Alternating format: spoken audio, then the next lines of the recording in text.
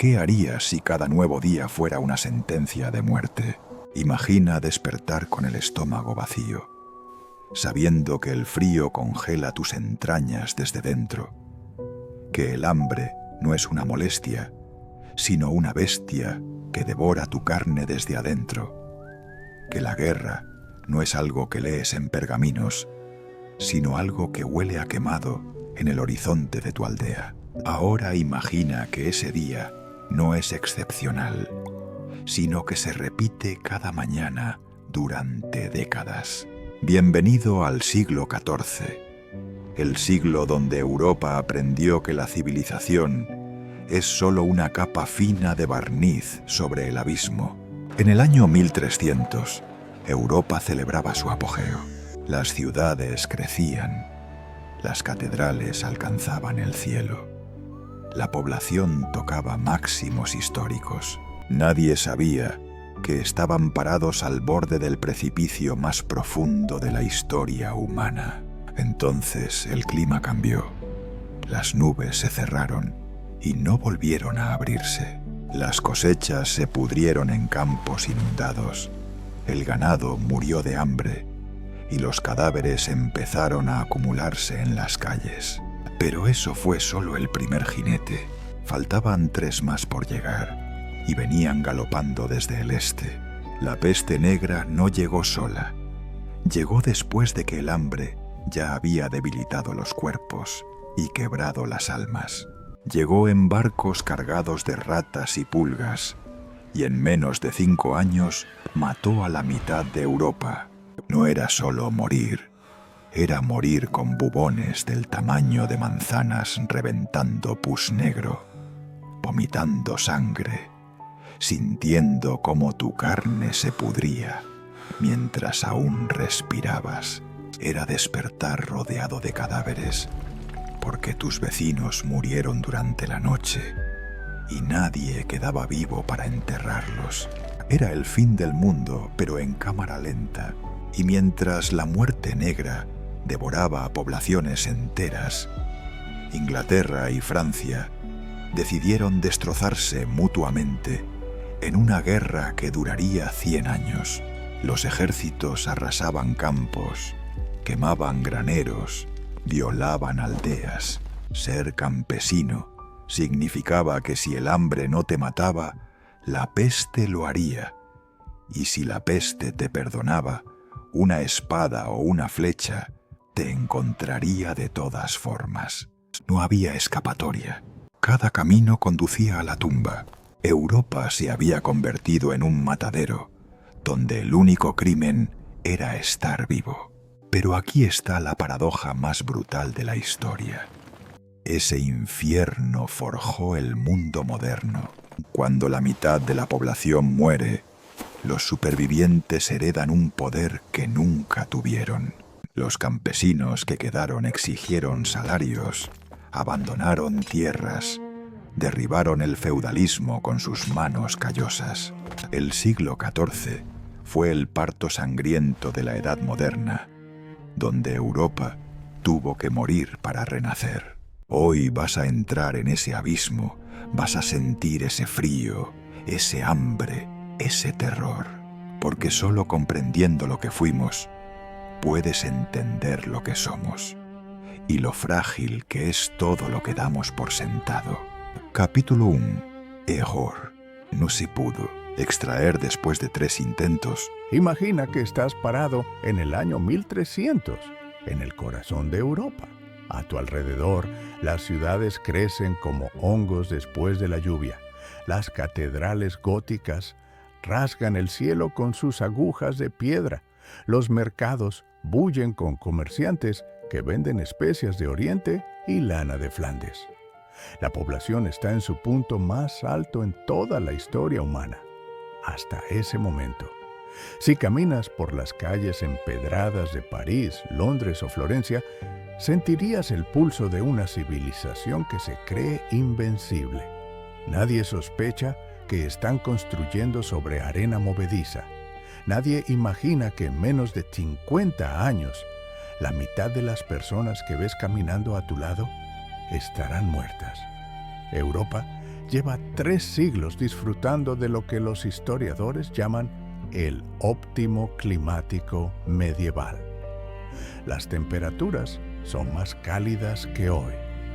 Las cosechas son abundantes. Las viñas crecen en Inglaterra y los vikingos cultivan trigo en Groenlandia. Este clima benigno ha permitido que la población explote de manera exponencial. Francia tiene entre 14 y 16 millones de habitantes. Inglaterra saltó de 1,5 millones en el siglo XI a casi 5 millones. Italia alcanzó los 12,5 millones. Las tierras que antes eran bosques impenetrables ahora son campos de trigo y cebada. Cada pedazo de tierra cultivable está siendo explotado hasta el límite. No queda margen de error. Pero aquí está el problema que nadie ve. Europa ha crecido demasiado rápido. La población ha rebasado la capacidad de sustento del territorio. Para alimentar a tanta gente, los campesinos han talado bosques enteros, drenado pantanos, cultivado en tierras marginales que deberían haber quedado en barbecho. El sistema feudal funciona a máxima capacidad, sin reservas, sin plan de contingencia. Eres un campesino que trabaja de sol a sol solo para sobrevivir, pagando diezmos a la iglesia, rentas al señor feudal y quedándote apenas con lo justo para no morir de hambre. Tu existencia depende de que cada cosecha sea perfecta. Un solo mal año y tu familia pasa hambre. 2 malos años consecutivos y empiezas a comer las semillas que deberías plantar. 3 años y estás muerto. Ahora detente y mira el cielo. Es el año 1310 y algo está cambiando. Las temperaturas empiezan a caer de manera casi imperceptible al principio. Los inviernos se vuelven más largos, más crudos. Las primaveras llegan tarde y las lluvias se vuelven implacables. No es una catástrofe repentina, es un cambio gradual que al principio parece solo mala suerte. Pero no es mala suerte, es el inicio de la pequeña edad de hielo, un fenómeno climático que durará siglos y que comenzará su cruel trabajo precisamente cuando Europa está más vulnerable, más sobrepoblada, más al límite. El óptimo climático medieval ha terminado. La fiesta se acabó y nadie lo sabe todavía. La vida cotidiana en 1300 es dura incluso en los buenos tiempos. Eres campesino y vives en una choza de barro y paja con tu familia extendida.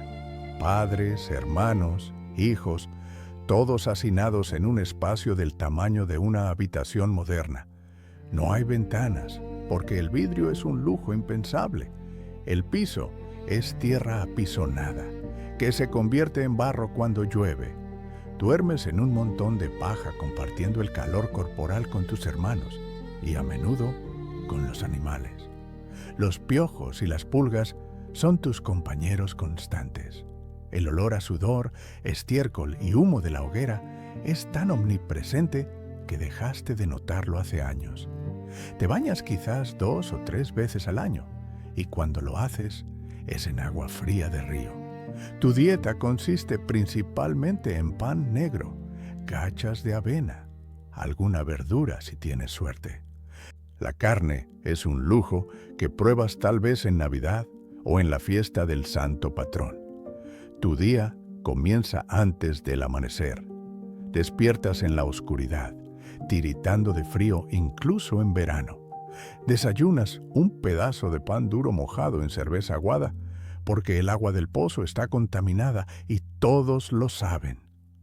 Luego, caminas hasta los campos del Señor, donde pasarás las próximas 12 o 14 horas inclinado sobre la tierra, arrancando malas hierbas, guiando el arado detrás de un buey famélico, cosechando grano con una hoz que te destroza las manos. Tu espalda duele permanentemente. Tus manos están callosas y agrietadas. A los 30 años ya pareces un anciano. A los 40, si es que llegas, probablemente estés demasiado gastado para trabajar.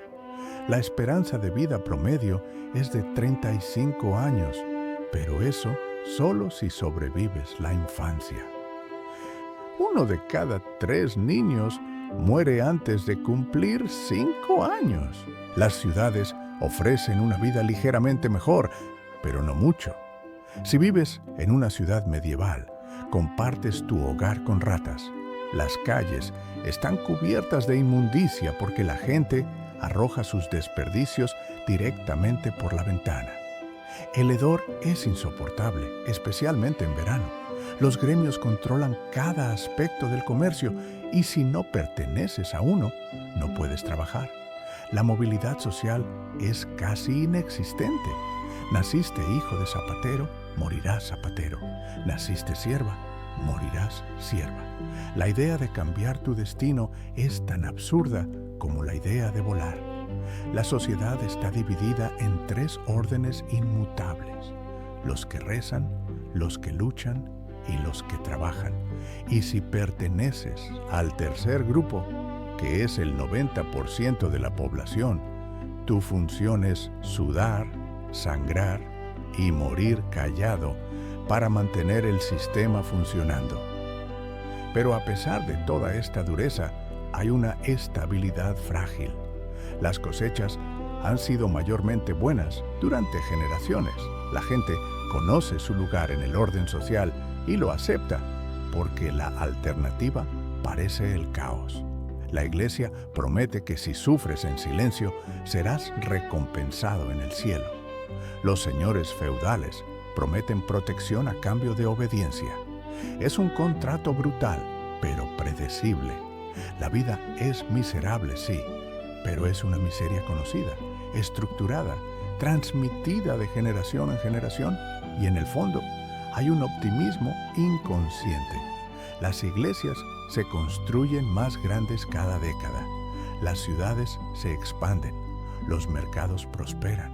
Europa se siente como una civilización en ascenso que ha dejado atrás la oscuridad de las invasiones bárbaras y avanza hacia algo mejor. Y luego llega el año 1315. La primavera es anormalmente fría y húmeda. Las lluvias no paran durante meses. Los campos se convierten en pantanos. El trigo se pudre en los tallos antes de madurar. El heno se empapa y no se puede almacenar para alimentar al ganado durante el invierno. Los animales empiezan a morir de hambre y enfermedad. El año siguiente es peor. Y el siguiente también. Es la gran hambruna de 1315 a 1317. El primer golpe de una serie de catástrofes que no se detendrán durante el resto del siglo. Los precios del grano se disparan. La gente empieza a comer corteza de árbol, raíces, incluso barro mezclado con agua para engañar al estómago. Los niños y los ancianos mueren primero, luego los débiles, luego cualquiera que no tenga reservas.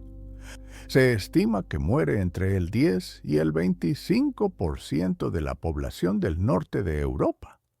En algunas regiones, la desesperación es tan extrema que aparecen los primeros casos documentados de canibalismo.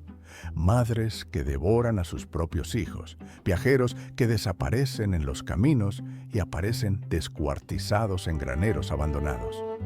Esta hambruna es la advertencia. Es el universo diciéndole a Europa que ha llegado demasiado lejos, que la fiesta del óptimo climático ha terminado, que el sistema está al límite y cualquier perturbación adicional lo romperá.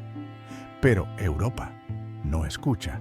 Los sobrevivientes de la hambruna respiran aliviados cuando las cosechas mejoran ligeramente en la década de 1320. Piensan que fue solo mala suerte, un ciclo climático temporal. Reconstruyen, vuelven a plantar, intentan recuperar la normalidad. No saben que lo peor aún no ha llegado. No saben que en menos de 30 años una enfermedad llegará desde el este y matará a la mitad de los que quedaron vivos. No saben que están viviendo los últimos años del mundo que conocen, que el siglo XIV los recordará como la última generación que vivió antes de que Europa se desangrara hasta casi morir. Es octubre de 1347. Eres un comerciante en el puerto siciliano de Messina, esperando la llegada de los barcos genoveses que traen especias y sedas desde el Mar Negro. Ves las velas en el horizonte y sientes esa excitación habitual de los días de mercado. Pero cuando los 12 navíos se acercan al muelle, algo está terriblemente mal. No hay gritos de bienvenida desde las cubiertas. No hay marineros corriendo por la cubierta para amarrar las cuerdas. El silencio es antinatural, quebrado solo por el crujir de la madera y el golpe de las olas contra los cascos. Cuando finalmente subes a bordo del primer barco, el olor te golpea como un puño en el estómago. Es el hedor dulzón e inconfundible de la muerte. La mayoría de la tripulación está muerta. Los que aún respiran están cubiertos de bubones negros del tamaño de manzanas, vomitando sangre sobre la cubierta. Acabas de presenciar la llegada de la peste negra a Europa. La enfermedad no nació en estos barcos. Comenzó su viaje mortal en las estepas de Asia Central, cerca del lago Issyk-Kul, en lo que hoy es Kirguistán, alrededor del año 1338. Allí, en colonias de marmotas y roedores salvajes, vivía una bacteria llamada Yersinia pestis, invisible pero letal. Las pulgas que parasitaban a estos animales picaban, chupaban sangre infectada, y cuando estos roedores morían, las pulgas saltaban desesperadas a cualquier huésped disponible. Otros roedores, camellos, caballos, humanos. Las rutas comerciales de la Ruta de la Seda conectaban Asia con Europa como una autopista de intercambio. Pero junto con la seda y las especias, viajaban las ratas negras en las bodegas de los barcos y las caravanas. Y en el pelaje de esas ratas, miles de pulgas infectadas esperaban su próxima comida. La globalización medieval acababa de convertirse en el mecanismo perfecto para el apocalipsis biológico. Los síntomas de la peste bubónica son una pesadilla médica. Imagina que una pulga te pica en la pierna mientras duermes. Es solo un pequeño pinchazo, tan insignificante que ni siquiera lo notas. Pero esa pulga acaba de inyectar millones de bacterias en tu torrente sanguíneo. Durante los próximos 2 a 6 días, las bacterias viajan hacia tus ganglios linfáticos más cercanos, la ingle, las axilas, el cuello. Allí se multiplican de manera explosiva. Tu sistema inmunológico entra en pánico y los ganglios se inflaman, crecen, se vuelven duros como piedras. Son los bubones y duelen con una intensidad que te hace gritar. La piel sobre ellos se tensa, se pone roja, luego morada, finalmente negra, mientras la carne muere por dentro. Cuando revientan, y eventualmente lo hacen, brota un líquido viscoso y maloliente, mezcla de pus, sangre y tejido necrótico. Pero para entonces ya tienes fiebre altísima, vómitos, dolores insoportables en todo el cuerpo. La mayoría muere entre 3 y 7 días después del primer síntoma, si tienes suerte, porque existe una variante peor, la peste neumónica. Esta sucede cuando las bacterias llegan a tus pulmones. Ahora cada vez que toses, escupes sangre mezclada con esputo infectado. Cada respiración es como inhalar vidrios rotos. Y lo más aterrador es que ahora tú mismo eres contagioso. No necesitas pulgas ni ratas. Tu aliento, tus gotículas al toser, son suficientes para infectar a cualquiera que esté cerca. La peste neumónica mata más rápido, a menudo en 24 a 48 horas. Boccaccio, el escritor italiano que vivió el brote en Florencia, describe casos de personas que desayunaron con su familia y murieron antes de la cena. La velocidad de la muerte es tan antinatural que la gente piensa que es brujería, castigo divino, veneno en los pozos. Nadie comprende que es una bacteria microscópica. No tienen concepto de gérmenes. Solo ven la muerte acelerarse a su alrededor sin explicación ni piedad. Desde Messina, la peste se expande como una mancha de aceite sobre el mapa de Europa. En cuestión de semanas, llega a toda Sicilia. En diciembre de 1347 está en el sur de Italia. En enero de 1348 alcanza Génova, Venecia, Marsella.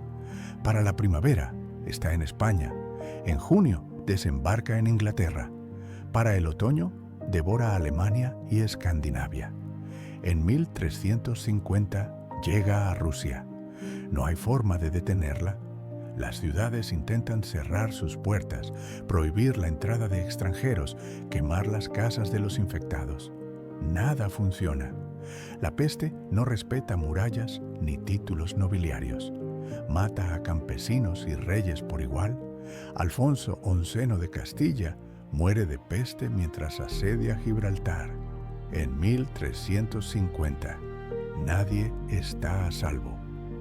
La mortalidad es tan alta que los historiadores aún debaten las cifras exactas, pero el consenso es aterrador. Entre el 30 y el 50% de la población europea muere entre 1347 y 1351. Son entre 30 y 50 millones de personas borradas de la existencia en apenas años. Ahora ponte en la piel de alguien viviendo en una ciudad en 1348. Despiertas una mañana y tu vecino no abre su puerta. Entras y lo encuentras muerto en su cama, cubierto de bubones negros, los ojos abiertos y vidriosos. Ese mismo día, tu hermana empieza a sentir fiebre.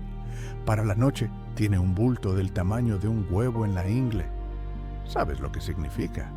3 días después la estás enterrando, o mejor dicho, arrastrando su cuerpo a la fosa común más cercana porque los cementerios están desbordados. Las iglesias cavan zanjas enormes hasta alcanzar el agua subterránea. Los enterradores trabajan día y noche, pero no dan abasto. Los cadáveres se apilan en las calles. El hedor es tan intenso que la gente quema incienso constantemente. Se cubre la nariz con telas empapadas en vinagre, pero nada puede ocultar el olor omnipresente de la descomposición. Las moscas son una plaga en sí mismas, nubes negras que zumban sobre los montones de muertos. Los perros y cerdos callejeros devoran los cadáveres que nadie recoge. La vida urbana colapsa por completo. El sistema económico se desintegra. Los campesinos dejan de llevar comida a las ciudades porque temen contagiarse. Los artesanos cierran sus talleres porque la mitad de sus aprendices están muertos. Los mercados se vacían. Los que tienen dinero huyen a sus propiedades rurales pensando que el campo es más seguro. Están equivocados. La peste sigue las rutas comerciales, pero eventualmente llega a cada aldea, cada cabaña aislada. No hay escape geográfico. Familias enteras desaparecen en cuestión de días. Aldeas quedan completamente vacías, con las puertas abiertas y las cosechas pudriéndose en los campos porque no queda nadie vivo para recogerlas. Los lobos se acercan a los pueblos abandonados. Los edificios empiezan a derrumbarse por falta de mantenimiento. Europa se está convirtiendo en un paisaje postapocalíptico en tiempo real. La respuesta médica es patética, porque la medicina medieval no tiene ni idea de cómo funciona el contagio. Los médicos, vestidos con túnicas largas y máscaras con picos rellenos de hierbas aromáticas, creen que la peste se transmite por el mal aire, los miasmas. Recomiendan quemar hierbas, evitar los baños porque abren los poros y permiten la entrada de la enfermedad, sangrar a los pacientes para equilibrar los humores. Todo es inútil o directamente contraproducente. Algunos médicos intentan reventar los bubones con hierros al rojo vivo, un procedimiento brutalmente doloroso que rara vez salva al paciente. Otros recetan pociones hechas con esmeraldas trituradas, unicornio en polvo o excremento de paloma. Es desesperación disfrazada de tratamiento. La tasa de mortalidad entre los médicos es altísima porque pasan tiempo con los enfermos sin ninguna protección real. Muchos huyen. Los que se quedan son valientes o suicidas o ambas cosas. Y tú, si sobrevives las primeras semanas, entras en un estado de terror permanente. Cada mañana te examinas el cuerpo buscando bultos. Cada dolor de cabeza te hace pensar que es el principio del fin. Evitas a la gente, desconfías de tus propios familiares. Si tu hijo empieza a toser, lo alejas de ti. La compasión se erosiona porque la autopreservación es instintiva.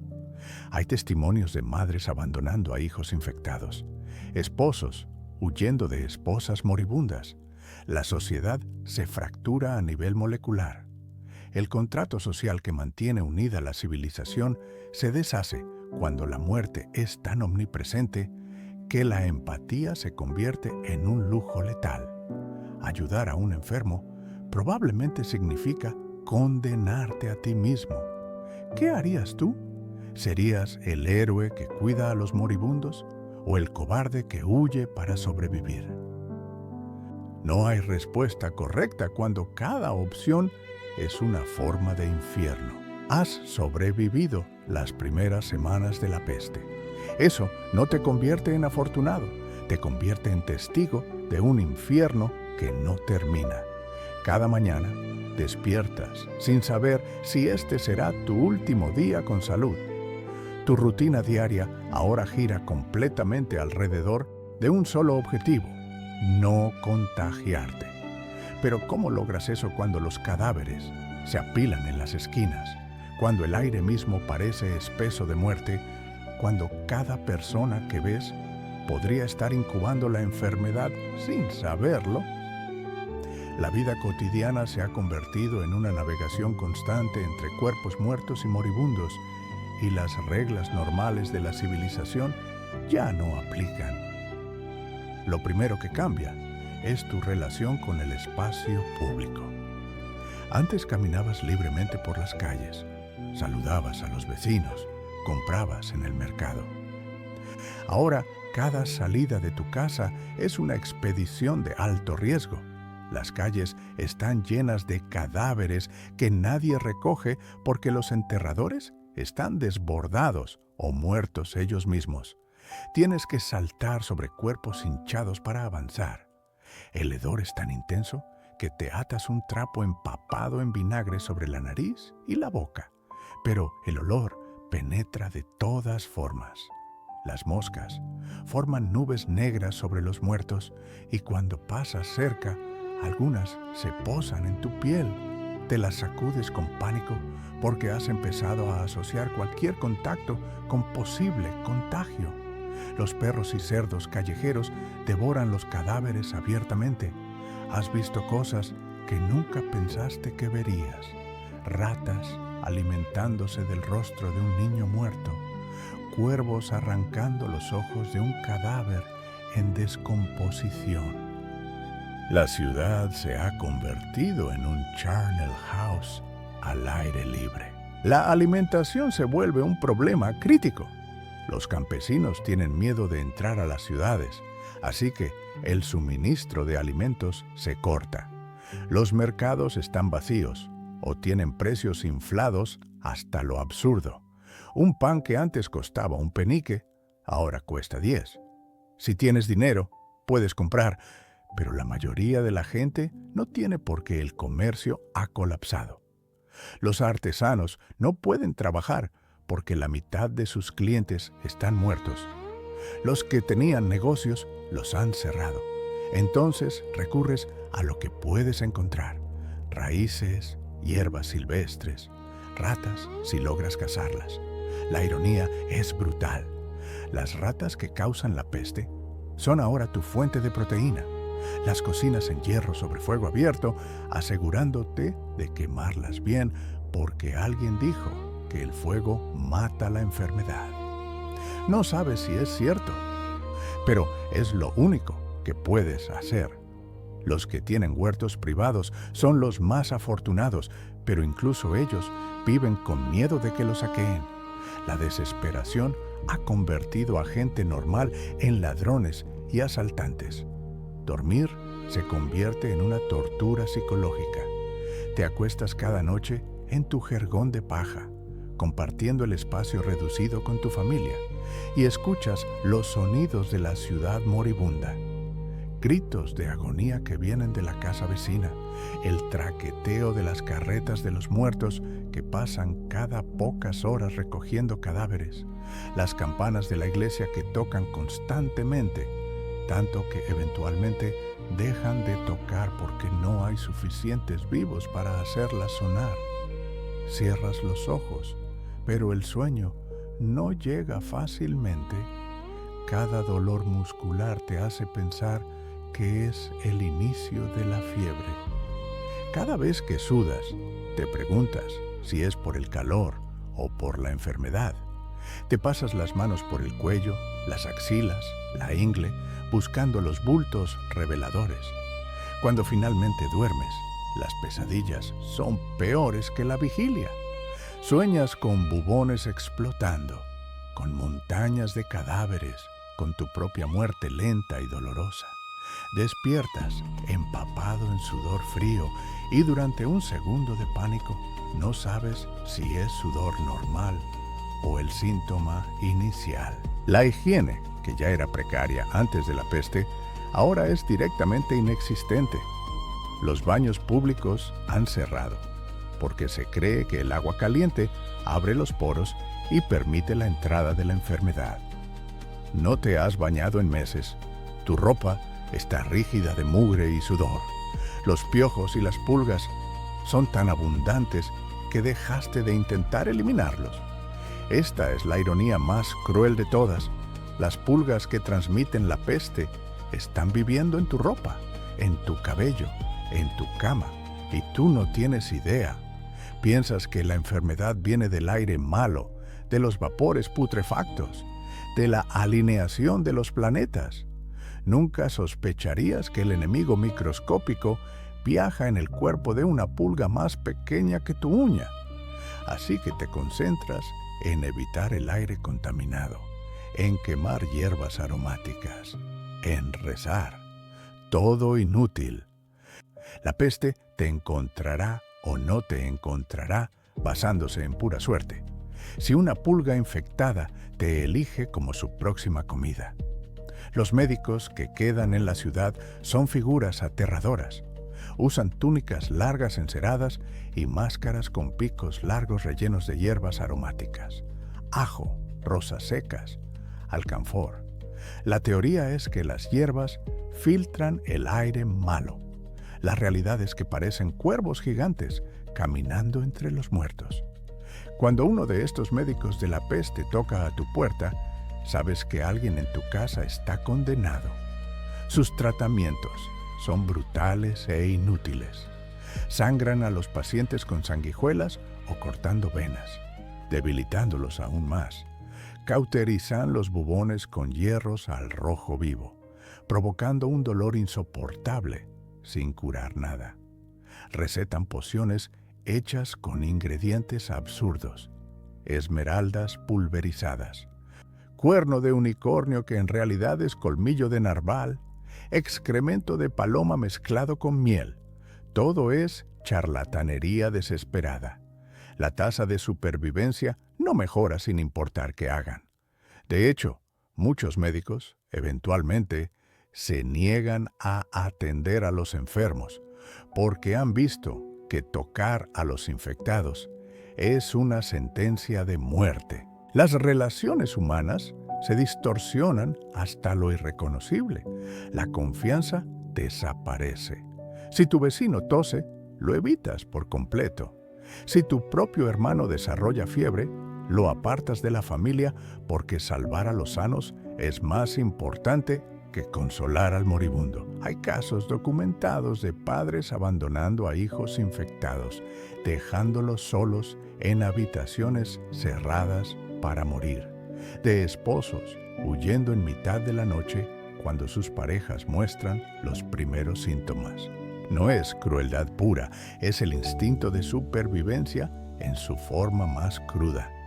Ayudar a los enfermos es virtualmente garantizar tu propia infección.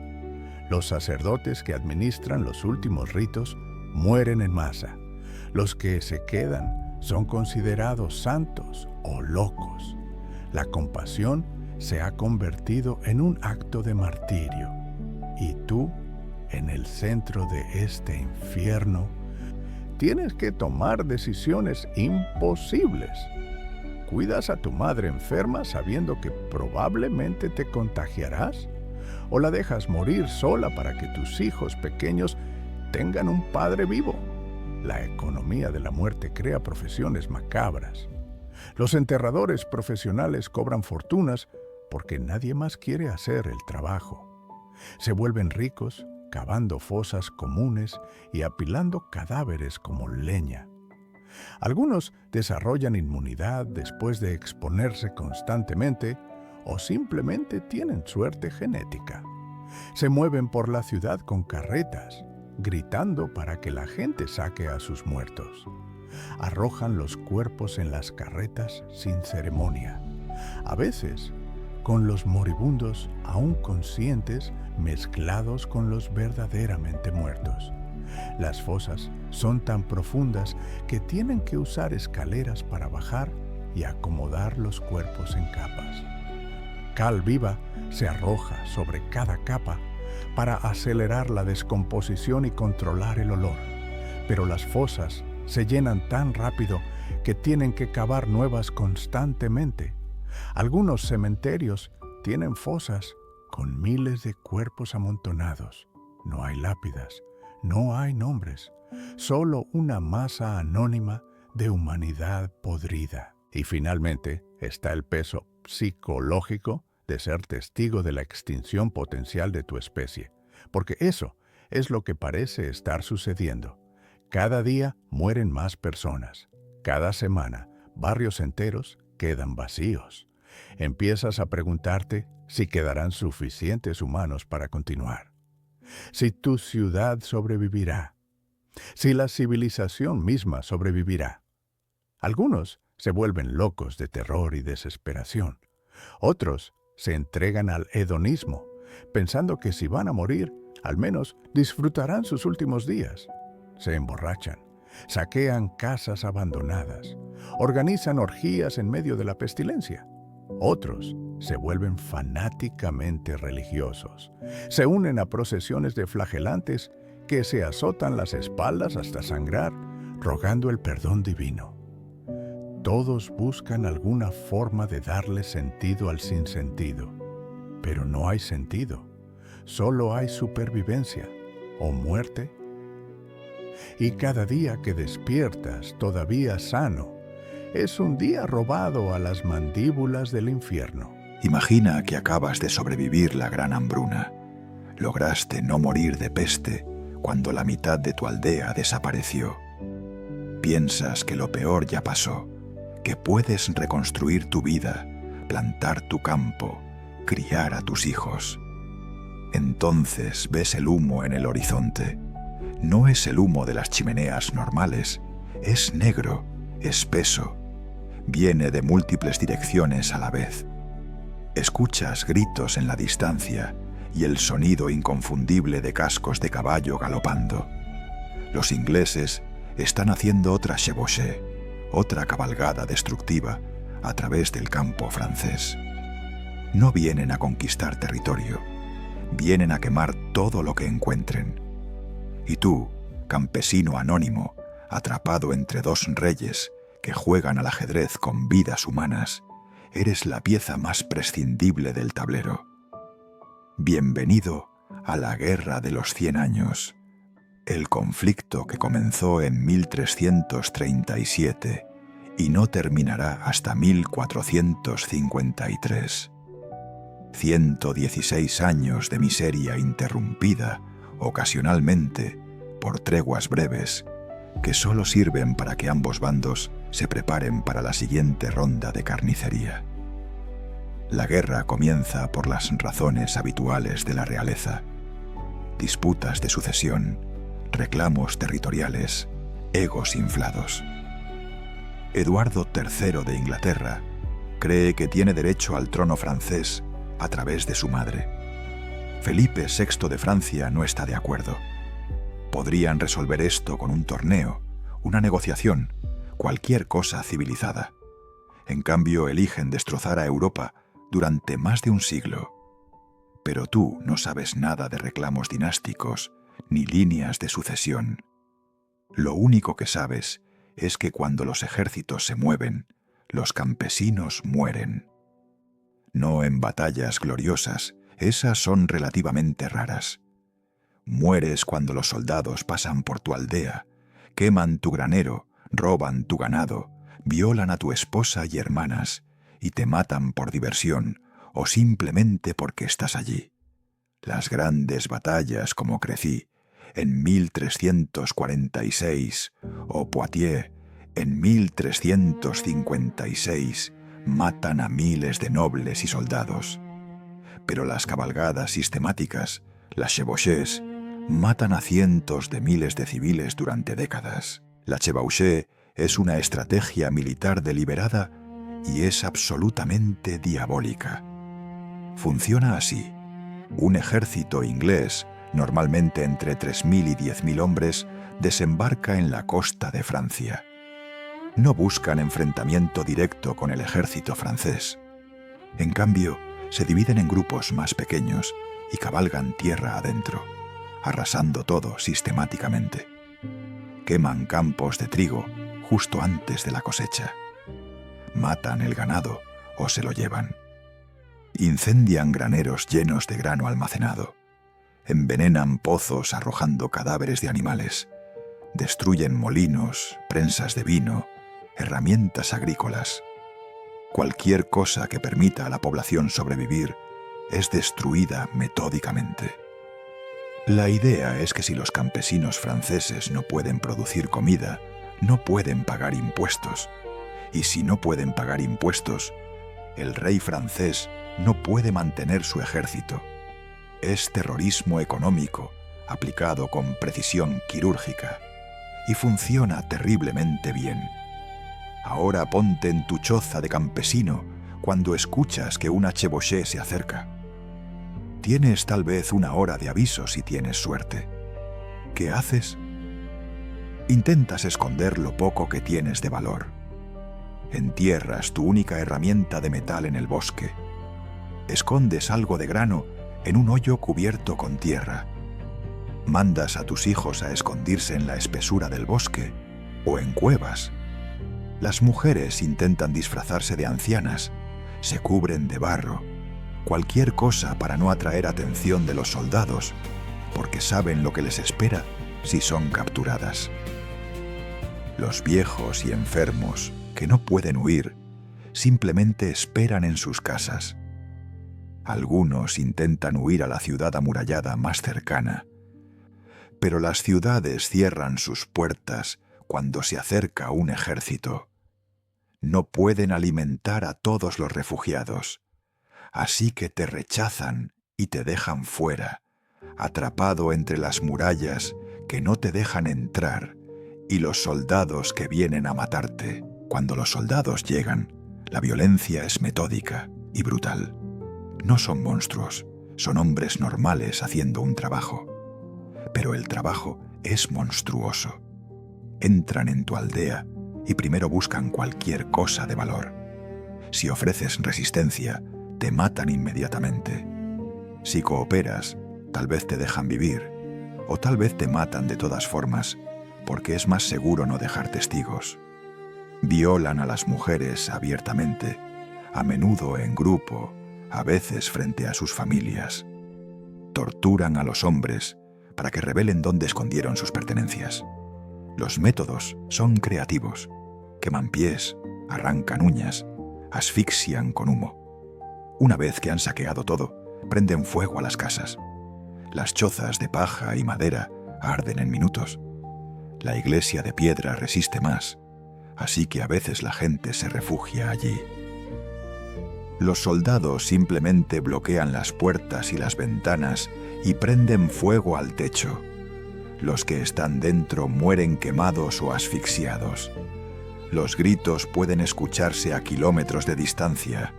Y lo peor es que esto no sucede una vez. Sucede una y otra vez durante décadas. Tu aldea es quemada en 1338. La reconstruyes con esfuerzo sobrehumano. Es quemada nuevamente en 1340. La reconstruyes otra vez. En 1356 pasa otro ejército y vuelve a convertirla en cenizas. ¿Cuántas veces puedes reconstruir tu vida desde cero antes de quebrarte? Algunas aldeas simplemente son abandonadas. La gente se rinde. No tiene sentido plantar si la cosecha será quemada.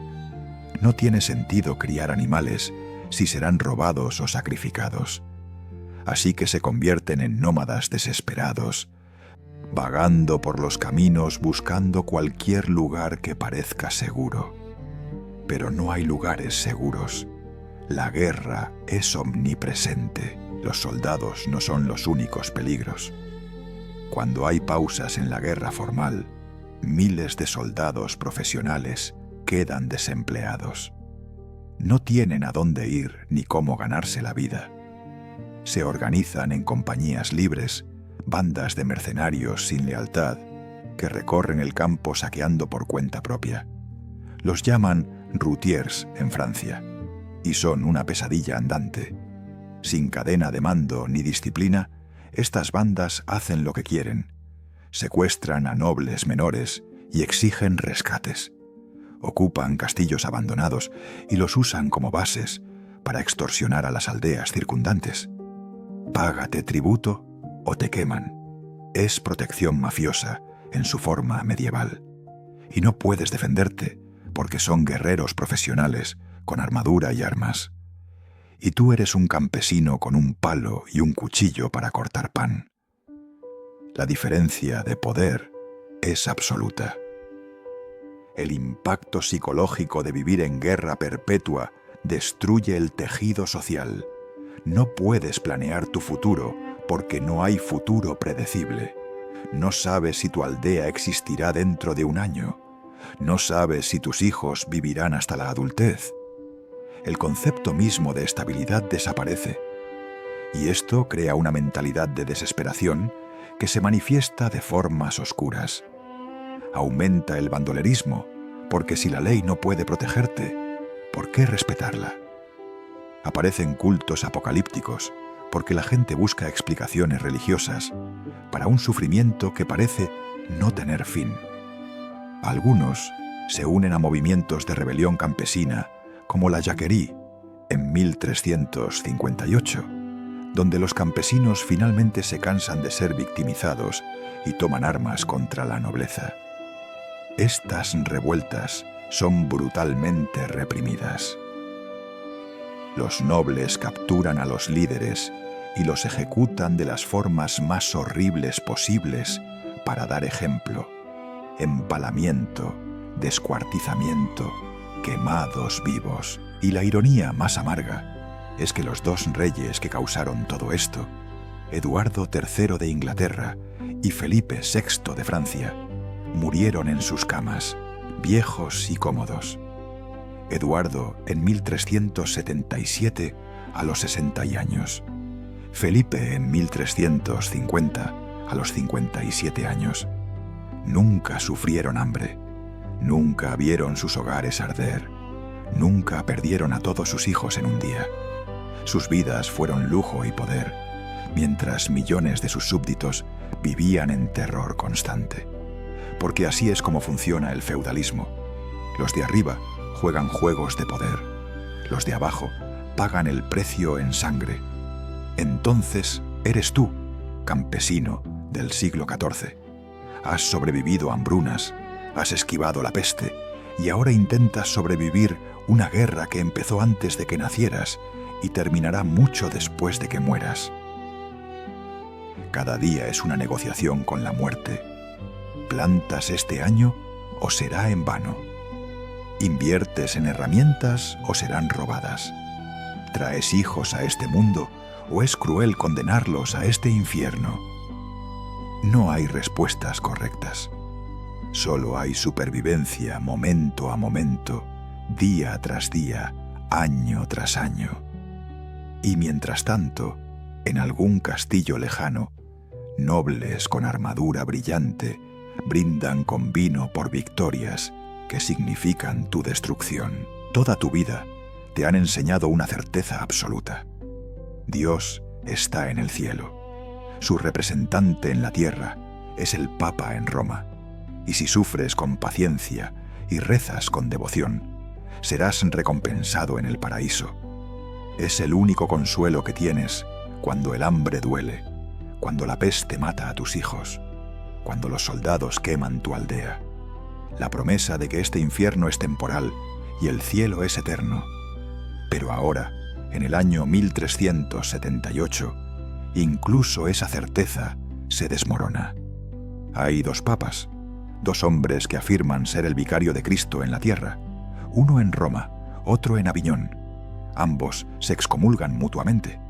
Ambos dicen que el otro es un impostor, un hereje, un sirviente del demonio. ¿A cuál le crees? ¿A cuál le rezas?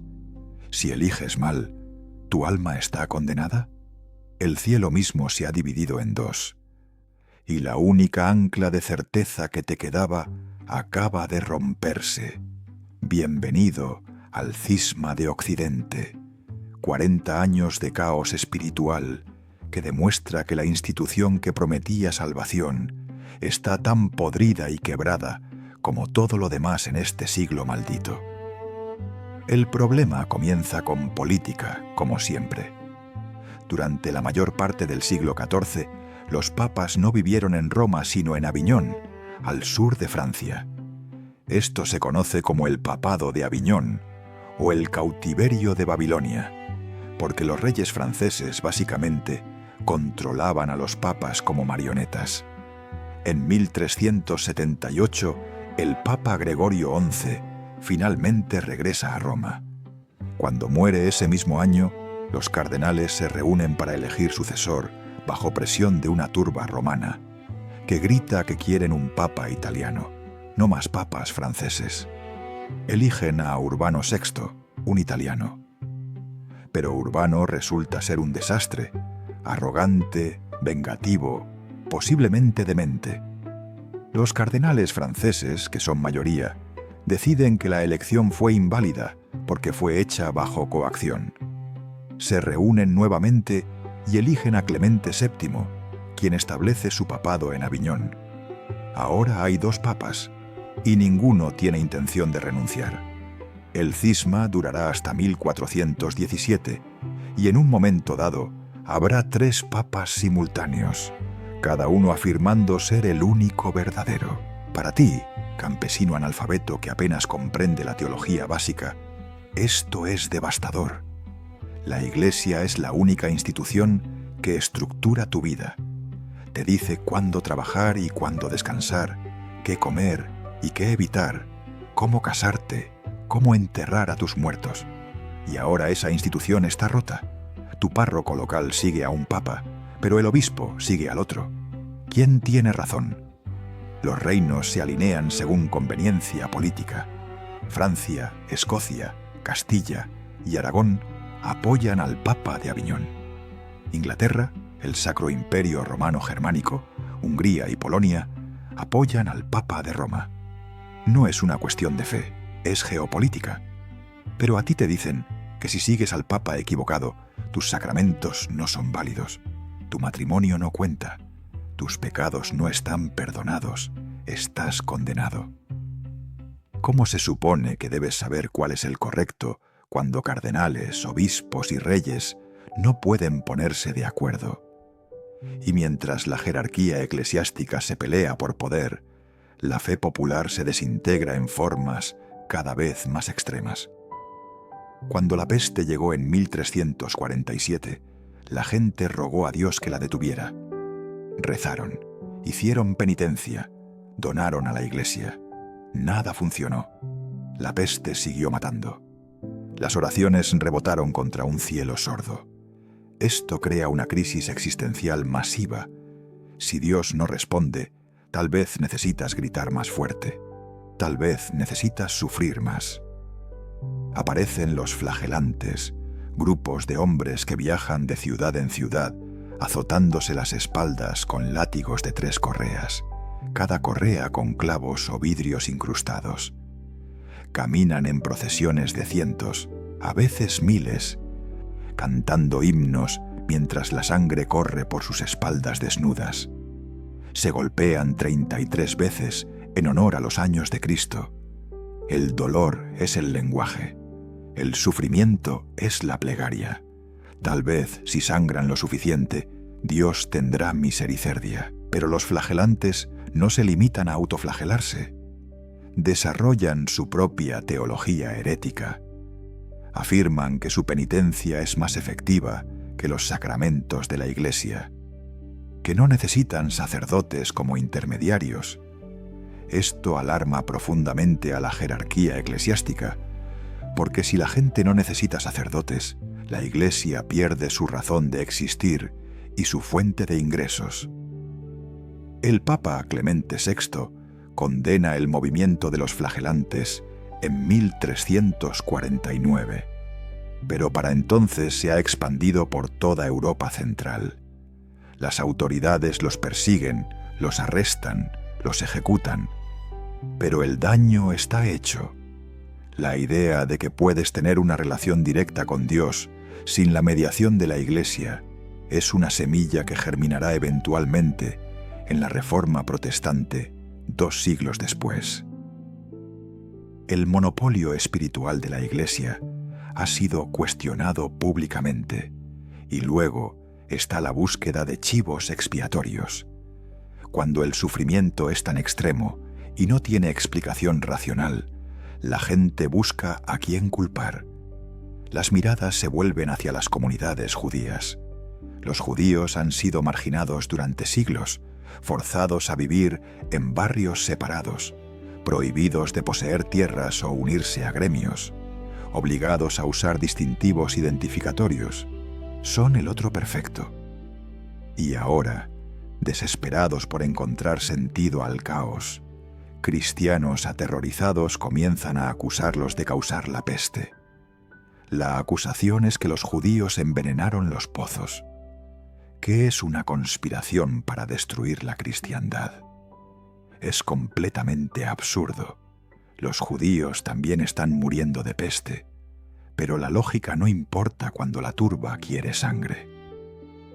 En 1348 y 1349, oleadas de violencia antijudía barren Europa. En Estrasburgo, 2000 judíos son quemados vivos. En Mainz, 6000 son masacrados.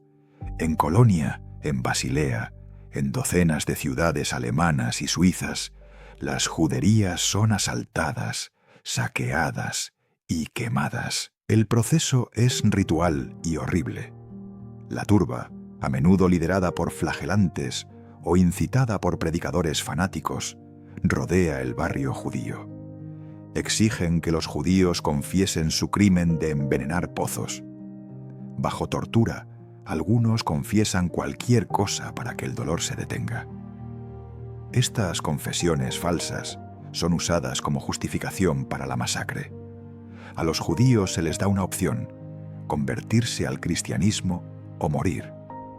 Muchos eligen la muerte antes que traicionar su fe. Familias enteras son encerradas en sinagogas y quemadas vivas. Los que intentan escapar son perseguidos por las calles y asesinados. Sus propiedades son confiscadas, sus deudas perdonadas convenientemente. Porque detrás del fervor religioso también hay codicia pura. Matar judíos es rentable. Algunos gobernantes intentan proteger a sus comunidades judías, no por compasión, sino porque los judíos pagan impuestos. Pero cuando la turba se enfurece, pocos pueden detenerla. Es un genocidio impulsado por superstición, odio y oportunismo económico. Mientras tanto, la autoridad moral de la Iglesia continúa erosionándose. Los clérigos mueren de peste en grandes números porque administran los últimos ritos a los moribundos. Esto crea una escasez masiva de sacerdotes. Para llenar el vacío, la Iglesia ordena a cualquiera que esté disponible, a menudo hombres poco educados, sin formación teológica, algunos apenas alfabetizados. La calidad del clero cae en picada. Escuchas historias de sacerdotes borrachos, de curas que cobran fortunas por sacramentos, de monjes que abandonan sus monasterios aterrorizados. La hipocresía es flagrante. Los prelados viven en palacios mientras predican pobreza. Los obispos acumulan beneficios mientras sus feligreses mueren de hambre. Y nadie hace nada porque el sistema está roto desde arriba hasta abajo. La institución que se supone que representa lo divino en la tierra está mostrando ser profundamente humana, corrupta, cobarde, dividida. Y tú, atrapado en medio de todo esto, sientes que el cosmos mismo se está desintegrando. Ya no solo tu cuerpo está amenazado por hambre, peste y guerra. Ahora tu alma está en peligro porque no sabes a quién rezar, qué creer, en quién confiar. La red de certezas que sostenía tu mundo se ha deshecho. Algunos responden volviéndose más fanáticos, abrazando versiones extremas de fe, uniéndose a cultos apocalípticos que predicen el fin del mundo inminente. Otros se vuelven cínicos, pierden la fe por completo, se entregan al hedonismo porque si Dios no responde y la Iglesia está corrupta, ¿qué sentido tiene la virtud? Y algunos simplemente se rompen, se vuelven locos de desesperación espiritual, vagando por los caminos balbuceando profecías incomprensibles. El siglo XIV no solo está destruyendo cuerpos, está destruyendo almas. Y tal vez eso es lo más aterrador de todo. Puedes soportar el hambre si crees que tiene sentido. Puedes enfrentar la muerte si crees que hay un cielo esperando. Pero cuando hasta esa esperanza se pudre, cuando el cielo mismo parece vacío, o indiferente, o dividido contra sí mismo, ¿qué te queda? Solo el abismo mirándote de vuelta. Eres uno de los supervivientes. La peste pasó por tu aldea como una guadaña y se llevó a la mitad de tus vecinos. Tu hermano murió. 3 de tus hijos murieron. Tu esposa murió. Pero tú, por alguna razón que no comprendes, sigues respirando. Los primeros meses después de la peste son un infierno de duelo y confusión. Pero luego empiezas a notar algo extraño. Algo que nunca imaginaste en toda tu vida de servidumbre. De repente, tú importas. Los señores que antes te trataban como ganado reemplazable, ahora necesitan que trabajes sus tierras. Porque la mitad de sus trabajadores están muertos y las cosechas no se recogen solas. Y por primera vez en la historia documentada del feudalismo, tú tienes poder de negociación. Bienvenido a la paradoja más brutal del siglo XIV. La muerte masiva está creando las condiciones para la liberación económica de los supervivientes. Antes de la peste, el sistema era simple y cruel. Nacías siervo, vivías siervo, morías siervo. Estabas atado a la tierra de tu señor. No podías irte sin permiso. Trabajabas sus campos varios días a la semana sin pago. Le pagabas renta por tu parcela miserable. Le pagabas impuestos por usar su molino, su horno, su prensa de vino. Cuando te casabas, le pagabas. Cuando heredabas, le pagabas. Tu vida entera era una serie de obligaciones feudales que te mantenían perpetuamente pobre y sin opciones. Si te quejabas, podías ser azotado o encerrado. Si intentabas huir y te capturaban, las consecuencias eran severas. El sistema te tenía atrapado desde el nacimiento hasta la tumba. Y funcionaba porque había abundancia de mano de obra. Si morías o te volvías inútil, había 20 hombres esperando para tomar tu lugar. Eras prescindible, pero ahora, después de que la peste mató entre 1/3 y la mitad de la población europea, la ecuación ha cambiado radicalmente. De repente, hay más tierra disponible que gente para trabajarla. Los campos están vacíos, las aldeas están abandonadas. Los señores miran sus propiedades y se dan cuenta de que sin trabajadores sus tierras no valen nada. Y tú, superviviente, te das cuenta de que otros señores necesitan trabajadores desesperadamente. Entonces haces algo impensable. Abandonas la tierra donde naciste y caminas hasta la siguiente aldea donde escuchaste que el señor paga mejor. Este señor te ofrece salarios en efectivo, algo que tus padres nunca vieron en su vida. Te ofrece rentas más bajas, te ofrece menos días de trabajo obligatorio. Te trata por primera vez como un recurso valioso en lugar de como una herramienta desechable. El mercado laboral acaba de nacer y tú estás en el lado favorable de la oferta y la demanda. Los salarios se disparan. Estudios históricos muestran que en Inglaterra los salarios de los trabajadores agrícolas se duplican o triplican en la década posterior a la peste. Un jornalero que antes ganaba 2 peniques al día, ahora exige 6 u 8. Los artesanos cualificados, albañiles, carpinteros, herreros, pueden nombrar sus precios porque son escasos y esenciales. Las mujeres, tradicionalmente pagadas mucho menos que los hombres, también ven aumentos salariales porque se necesita cada par de manos disponibles. El nivel de vida de la clase trabajadora sobreviviente mejora dramáticamente. Puedes permitirte carne con más frecuencia. Puedes comprar ropa nueva. Puedes ahorrar dinero, algo completamente ajeno a generaciones anteriores de campesinos. Por primera vez en siglos, ser un trabajador común no significa automáticamente vivir al borde de la inanición. Pero la nobleza y los gobernantes no aceptan este cambio sin resistencia. Están aterrorizados. Todo su poder se basa en mantener a los campesinos en su lugar. Si los campesinos tienen movilidad y poder económico, el sistema feudal entero se derrumba. Entonces los gobiernos intentan contener la marea con leyes desesperadas. En Inglaterra, el Estatuto de los Trabajadores de 1351 intenta congelar los salarios a niveles previos a la peste. Prohíbe que los trabajadores abandonen sus tierras sin permiso. Prohíbe que los señores paguen salarios más altos para atraer trabajadores. Las penas por violar estas leyes son severas. Multas, prisión, marcado con hierro caliente. En Francia se promulgan ordenanzas similares.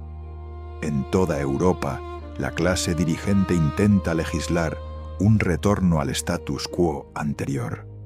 Pero es inútil. No puedes legislar contra la economía básica de oferta y demanda.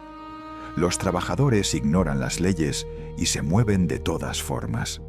Los señores que necesitan desesperadamente mano de obra ignoran las leyes y pagan salarios competitivos de todas formas.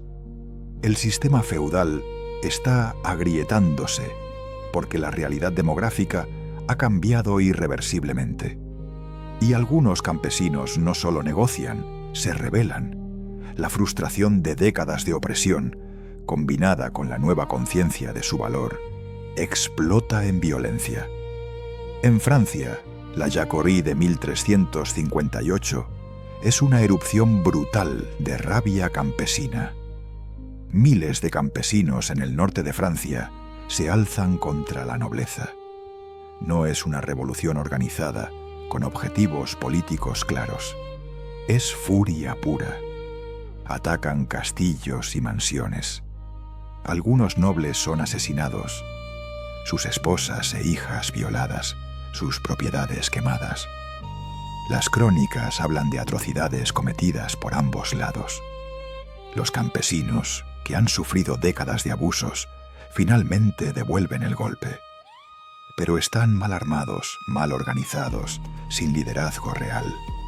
La nobleza se reagrupa, contraataca con ferocidad profesional. En cuestión de semanas, la rebelión es aplastada. Los líderes son ejecutados con brutalidad extrema como advertencia. Pero el mensaje ha sido enviado. Los campesinos ya no aceptarán el abuso sin resistencia. En Inglaterra, la revuelta de los campesinos de 1381 es aún más dramática.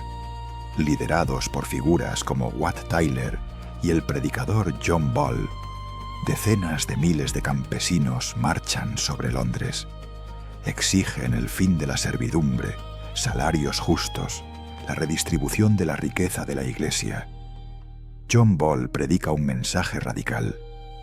Cuando Adán cavaba y Eva hilaba, ¿quién era entonces el caballero? Es decir, en el principio todos éramos iguales. La jerarquía social es artificial y puede ser destruida. Los rebeldes toman Londres brevemente, ejecutan al arzobispo de Canterbury y al tesorero real. El joven rey Ricardo II, de solo 14 años, se encuentra con los rebeldes y promete reformas. Pero una vez que los rebeldes se dispersan, las promesas son rotas. Wat Tyler es asesinado. Los líderes son capturados y ejecutados. La represión es brutal, pero nuevamente el punto está hecho. El contrato social feudal está roto. La gente ya no cree que Dios ordenó que algunos nazcan para gobernar y otros para servir. Mientras tanto, el paisaje económico se está reorganizando. Miles de aldeas son abandonadas porque no hay suficiente gente para mantenerlas. En Inglaterra, más de 1.300 aldeas desaparecen entre 1.350 y 1.500. Los campos vuelven a ser bosques. Los edificios se derrumban. Los lobos regresan a áreas que habían sido cultivadas durante siglos. Algunos señores, incapaces de encontrar suficientes trabajadores para la agricultura, convierten sus tierras en pastoreo de ovejas. Las ovejas requieren mucha menos mano de obra y la lana es rentable. Esta transición hacia la ganadería desplaza a aún más campesinos, pero también crea una clase de granjeros arrendatarios, hombres que alquilan tierras y las trabajan para beneficio propio en lugar de estar atados como siervos.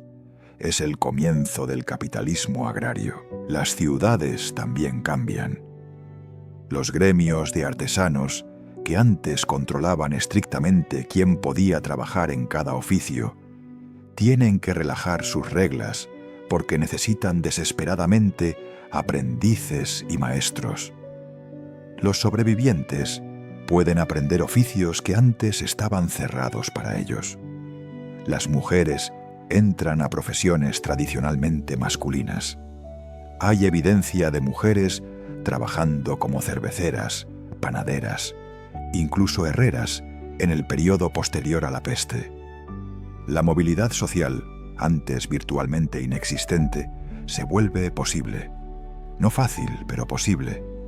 Un hijo de campesino puede convertirse en artesano.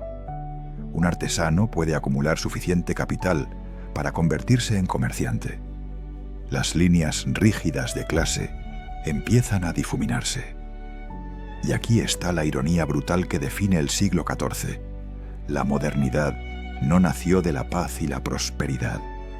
Nació del mayor desastre demográfico en la historia humana. La peste negra, que mató entre 75 y 200 millones de personas, inadvertidamente creó las condiciones para el fin del feudalismo. Empoderó a los trabajadores, aceleró el desarrollo del capitalismo, forzó innovaciones tecnológicas porque la escasez de mano de obra hizo que las máquinas fueran necesarias. Preparó el terreno para el Renacimiento, porque las ciudades italianas enriquecidas con comercio pudieron patrocinar arte y ciencia. El mundo moderno se construyó literalmente sobre montañas de cadáveres. Y tú, superviviente del apocalipsis del siglo XIV, eres el ancestro de esa nueva era. Sufriste el infierno. Pero tus nietos vivirán en un mundo fundamentalmente diferente. Uno donde la libertad económica es posible, donde tu destino no está completamente determinado por tu nacimiento. El precio fue inconcebible, pero el cambio fue real. Es el año 1400. Has sobrevivido el peor siglo en la historia de la humanidad. Si tuvieras 50 años, naciste alrededor de 1350, justo cuando la peste negra estaba en su apogeo. Tu vida entera ha sido una negociación constante con la muerte. Viste morir a la mitad de tu generación. Creciste entre ruinas y cementerios. Pero ahora, en los primeros años del nuevo siglo, algo está cambiando. Las ciudades se están reconstruyendo, pero no como antes. Hay nuevas ideas circulando, nuevas formas de pensar sobre el arte, la ciencia, la dignidad humana. En Italia, pintores como Masaccio están creando obras que parecen ventanas a mundos reales, usando técnicas de perspectiva que hacen que las figuras salten del panel. Arquitectos están diseñando edificios que combinan la grandeza romana con innovación moderna. Y en las universidades, pensadores están cuestionando las autoridades antiguas, proponiendo que la observación directa de la naturaleza es más confiable que los textos polvorientos. Estás presenciando el nacimiento del Renacimiento, y es dolorosamente irónico. El mundo más hermoso culturalmente está siendo construido directamente sobre las cenizas del apocalipsis que casi destruye a Europa. La transformación demográfica ha rehecho completamente la estructura social.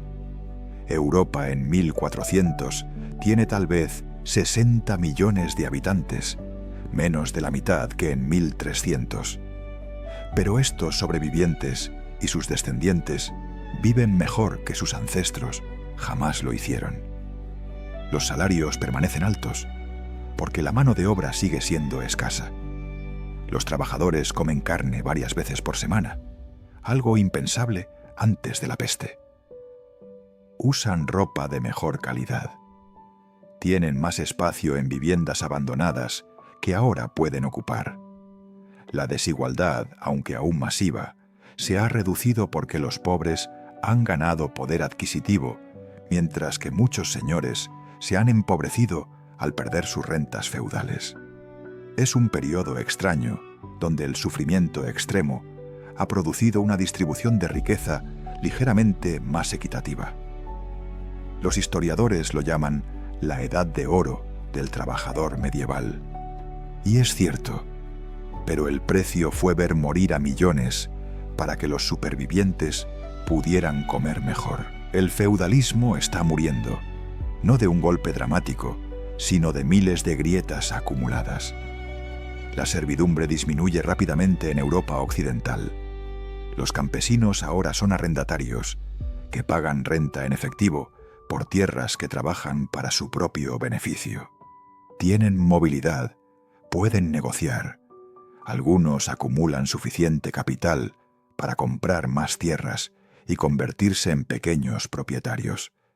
Las ciudades están creciendo en importancia relativa porque el comercio y la manufactura son ahora más lucrativos que la agricultura.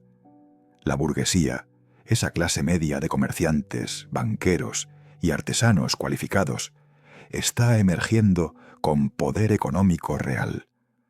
Aún no tienen poder político formal, pero tienen dinero, y el dinero compra influencia. Los reyes descubren que pueden aliarse con estas ciudades burguesas contra la nobleza tradicional, creando las monarquías centralizadas que dominarán Europa en los próximos siglos. El mapa del poder se está redibujando. La Iglesia salió profundamente dañada del siglo XIV. El cisma de Occidente finalmente se resuelve en 1417 con el Concilio de Constanza, pero el daño a su autoridad es permanente.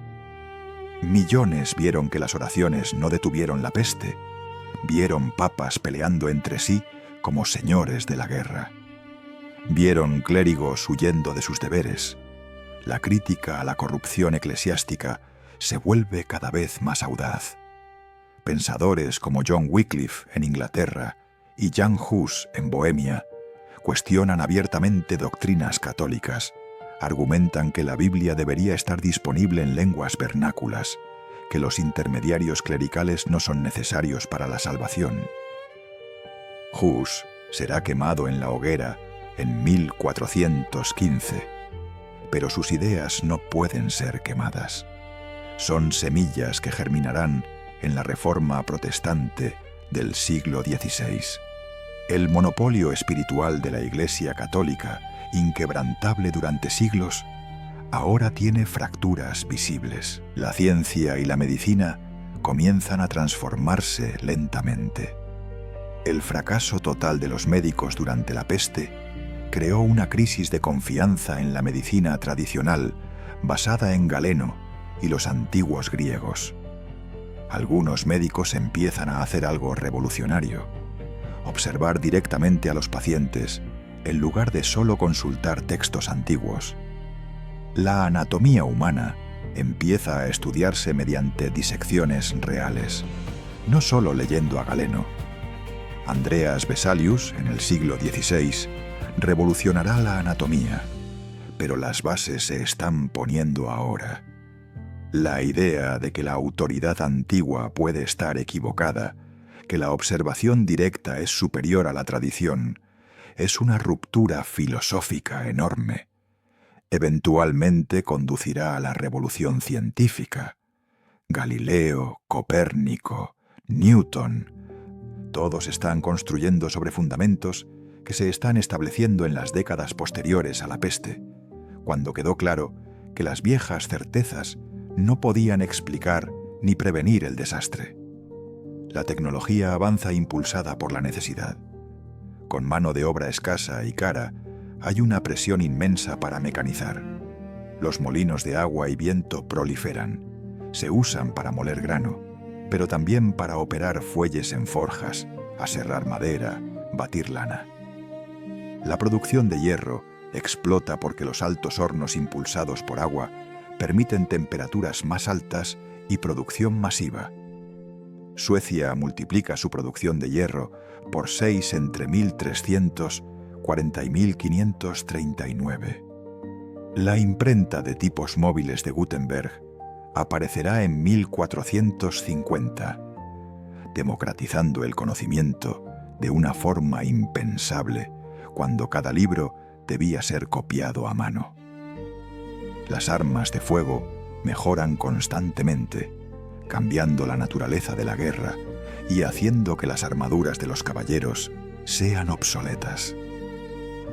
El mundo está acelerándose tecnológicamente, y mucho de esto es impulsado por la escasez laboral creada por la peste. El arte y la cultura florecen de formas nuevas. Las ciudades italianas enriquecidas por el comercio, especialmente Florencia, Venecia, Milán, se convierten en centros de mecenazgo. Familias de banqueros como los Médici financian artistas, arquitectos, escultores.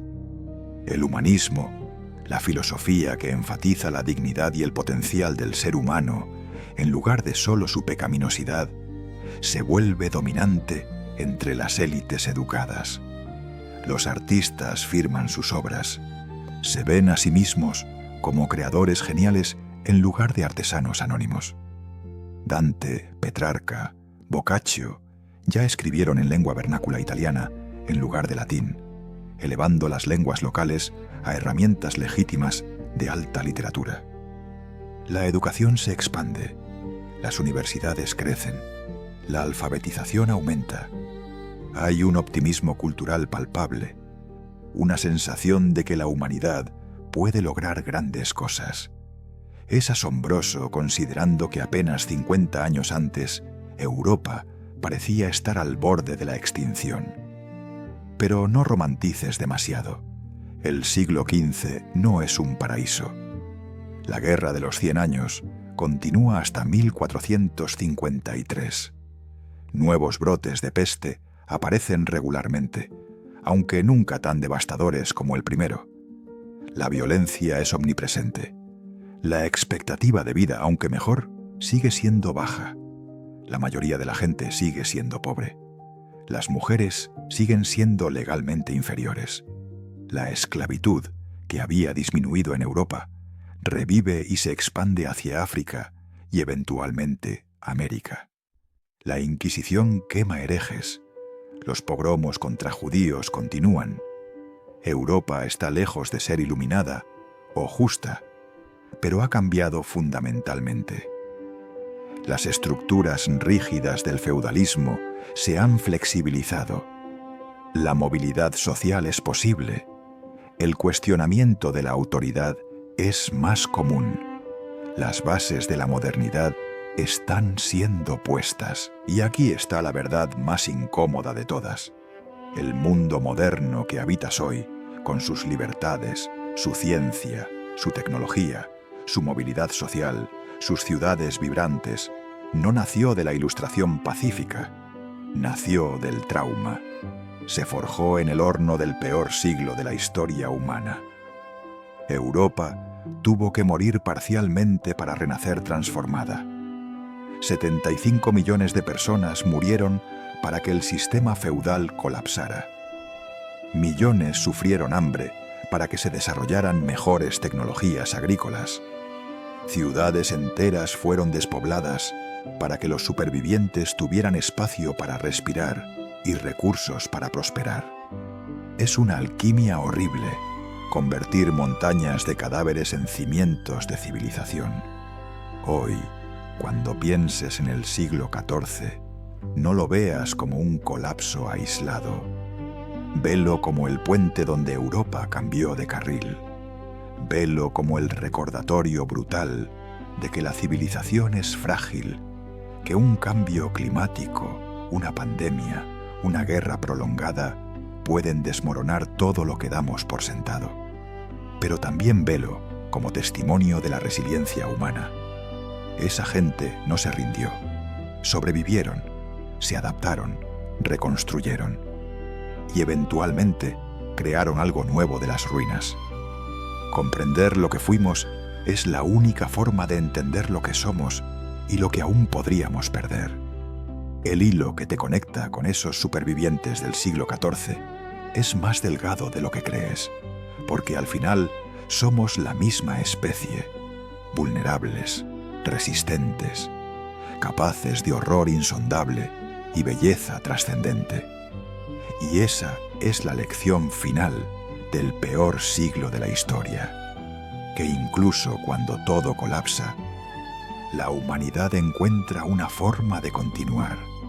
Suscríbete y activa la campanita si crees que podrías sobrevivir en estas circunstancias.